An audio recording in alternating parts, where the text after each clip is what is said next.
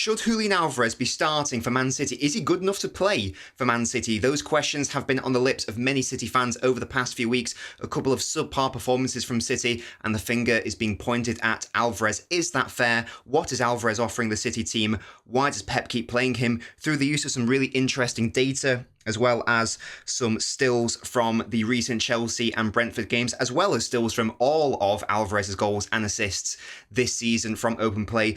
I will be trying to answer that question. What does Alvarez offer this team? Should he be playing for Man City? What is his best role at Manchester City? Alvarez has started every single game so far in the Premier League for Man City, in terms of starts and in terms of minutes. Alvarez is the main guy. But why is that? Well, a large part of it is to do with his work off the ball and out of possession. This is a really interesting graph from StatsBomb, which was created 12 games into the season, but the data is similar from last season, so one can assume it will be similar at this stage in the season as well. Basically, what this tells us is that Alvarez is, per 90 minutes, engaging in around 30 pressures. No one in the Premier League literally presses from the front as much as Julian Alvarez. This is from Opta, and these are some of his pressure areas. As you can see, unsurprisingly, most of it is coming from that forward area, a little bit in the left to centre, but for the most part, he is pressing from the front. Very important for a Pep Guardiola system. You need to be putting pressure on the opposition defence at all times if you can to win the ball back. And here's one example of this from the Spurs game earlier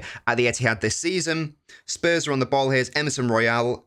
Alvarez engages in a really high press, is able to win the ball back. It falls to Bernardo, who plays to Haaland, who has a really good chance to score, doesn't actually result in a goal. But this, and there's so many other countless times where Alvarez is pressing, causes opposition defences and midfields issues, leads to errors, mistakes, possession back for City, and chances for City. The main issue arises when it's a little bit deeper, when Alvarez is asked to play in a more central midfield and deeper position, because he's a striker with striker tendencies and instincts, so therefore he's not as well versed when it comes to pressing from the midfield, and that was really displayed in the game against Chelsea. If we just have a look at the lineups from that Chelsea game, Alvarez was asked to play in a double pivot alongside Rodri. Doku would go to press Disasi, and what it meant was that Disasi could then very easily, along with Gusto, Palmer and Caicedo, could just very easily just work the ball in and around Alvarez, and it put so much pressure on Ake from a 1v1 defending perspective. So it wasn't quite Alvarez's fault. However, that was capitulated by the fact that he does not have the pressing midfield tendencies required to press in the midfield. Very good when it comes to pressing from the front, less so from a deeper starting position. The other issue with Alvarez in the midfield from a deeper position, he also doesn't have the tendencies in terms of the skill set. This has been a big gripe of City fans, myself included, as to why Alvarez should not be starting in the midfield. Here is one example. Could have picked out so many from the season. This is from the recent Chelsea game. Doku, it's not the best ball into Alvarez, to be fair to Alvarez. Ball does come to him. I would expect him to control it better, even if it's not the best of balls. What actually happens is Gallagher is able to read the bad touch from Alvarez. Gallagher wins it back. Alvarez actually ends up on the floor, and in one pass, Chelsea are in. A better ball from Jackson there, and Sterling has a decent chance at City's goal. That happened throughout the Chelsea game, and it has happened throughout this season with Alvarez losing the ball in less ideal situations and positions. This is a striker at the end of the day, not a midfielder. He does not have a particularly good first touch. He does not have particularly good playmaking abilities. He's not particularly good at decision-making in respect of knowing which pass to play when he's in those positions where he's able to potentially create something. He's not a fantastic midfielder. I don't think he ever will be a fantastic midfielder. We'll get into some really interesting data which will hopefully tell us where he should be playing. So the question becomes, if he's basically a net negative in terms of being played in a deeper midfield position, we haven't even touched on what this means to Phil Foden in respect of you can't play him in the midfield if Alvarez is playing in midfield. Why is Alvarez being consistently played in the middle by Guardiola? The main reason, I think, is due to output. Alvarez actually has 7 assists, so FE got this one wrong. Only Erling Haaland has more output in the Premier League this season than Alvarez. He's got the same amount of goals and assists as Phil Foden, who I've said many times has been City's best player this season. It's the level of the output, the quantity, but also the importance of the output. And I'll be getting into what I mean by that in a moment. This is reflected also in the creation data as well. Just said that Alvarez wasn't a particularly good playmaker. The data seems to be contradicting me. And even underlying numbers, expected assists, second only to Phil Foden. But this is where data alone isn't enough, and we have to apply some context. There's a little bit of a hint here with the open play expected assist, how Foden stays at the top, but Alvarez drops down significantly. But let's now review and analyse every single goal contribution from open play that Alvarez has achieved whilst playing in that midfield position, so not as a striker. There's a recurring theme here, and it will tell us where Alvarez should be playing in this Man City team, if indeed he should be playing at all. First game of the season against Burnley. Look how close Alvarez is to Erling Haaland there, literally right next to him as that shadow striker, that second striker position. What happens here is that Alvarez basically matches the run of Haaland. Look at how many Burnley players Haaland has attracted. That's what we call the gravity of a footballer, because they know Haaland's the danger man. That means that in the shadow, leeching off the gravity of Haaland, Alvarez can find some space for himself. It's a really simple layoff to Haaland. It's a fantastic finish. This is the game against Newcastle. Once again, notice how close Julian Alvarez's starting position is to Erling Haaland. Haaland's gravity is dragging the Newcastle players away from Alvarez. That gives some space to Alvarez. Foden doing his job very well there as well. It's a fantastic wonder goal strike from Alvarez in the box. Is against Fulham. Look at how close he is to Haaland. He's basically on top of him. Haaland makes his forward run. Alvarez realises that if he makes that run, the space is going to be created. He then starts his run and runs into that vacated space.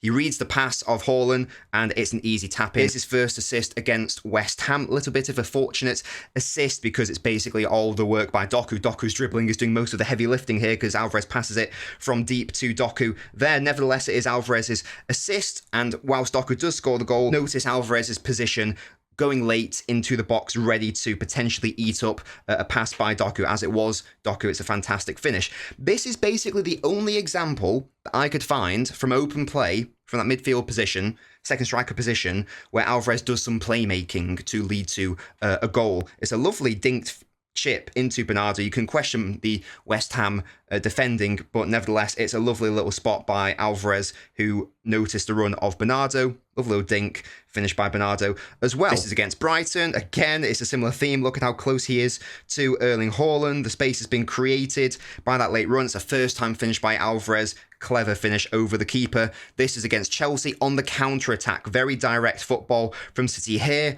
Alvarez running late onto the ball by Foden, plays it first time across to Erling Haaland. This is against Spurs. Deep block by Spurs here. Alvarez makes a late run in behind the defence there. Catches him totally off guard. There is the run. Doku finds him. One touch to control, second touch to pass. Foden has a really nice goal. This is the assist most recently against Brentford. Again, on the counter-attack, very direct. Takes one touch to control it. Second is the pass into Haaland. It's actually a bad pass. Haaland does amazingly well to control it, but nevertheless, it was quick, it was direct, it was a vertical play by Alvarez. Are you noticing the theme here? When Alvarez runs late into the box, or is on a counter-attack, or is able to exist in the shadow of Erling Haaland, that is when he's able to get goals and assists for City. Not only is he getting output, the importance of the output is actually quite staggering. All of that GA I just showed you, as all of Alvarez's GA from open play, was either a goal which put City in the lead, or which was an equaliser. Output, at the end of the day, is output, and it's, especially at the start of the season, was winning Man City football games.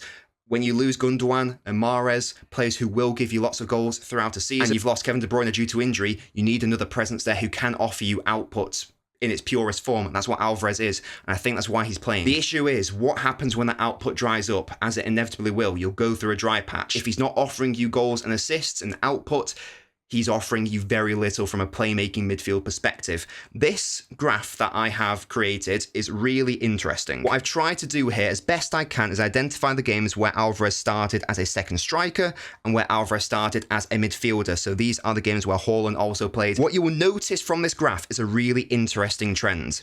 Maybe it's not too surprising.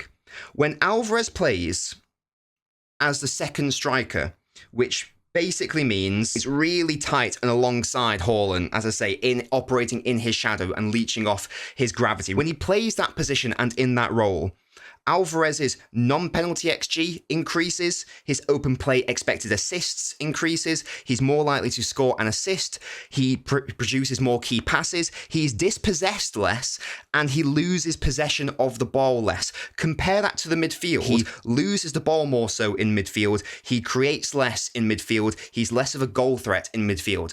What this is basically telling me is that he has no place in midfield. There is no reason for him to be in midfield. He does not have the midfield instinct or tendencies required to be a Guardiola midfielder. I don't think he ever will learn those tendencies or instincts at the age of 24. And I think it's a losing battle we are seeing over and over again. You can even see reflected in the results. The red is a loss, orange is a draw, green is a win. Look at how many games where Alvarez is the second striker and we win the game. There are too many instances here where City draw or lose and Alvarez has played in midfield. It's not necessarily his fault, but it's definitely a contributing factor. I've made it open play expected assists because Alvarez has taken over 100 corners for Man City in the Premier League, so I feel like it's only fair for it to be open play expected assists. And just on these underlying numbers, whilst Alvarez does have good output, his non-penalty XG is actually higher than his G. So he's underperforming on his expected goals. He's also overperforming on his expected assists, which sounds great. However, what it actually means, it doesn't mean that Alvarez is playing some amazing passes.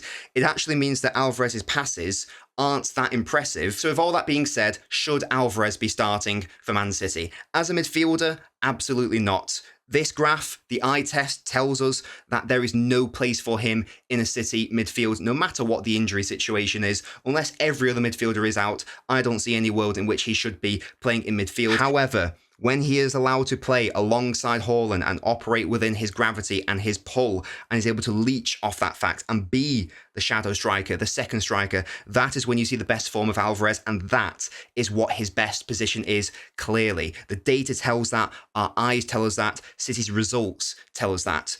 Is a formation which includes a second striker optimal for Man City? Not in my opinion if everyone is fully fit. However, if De Bruyne, for example, isn't available, if you're playing against a lesser opponent and you don't necessarily need to control the midfield as much, I think it makes perfect sense to sacrifice a midfield position, play Alvarez as the second striker, and allow him to make those late runs and to leech off Haaland's existence and presence. Outside of that, Alvarez, in my opinion, should not be starting. That's the video. Really hope you guys enjoyed it. If you did, please leave a like on the video. Make sure to subscribe. Until next time, guys, thank you for watching. I'll catch you guys next time.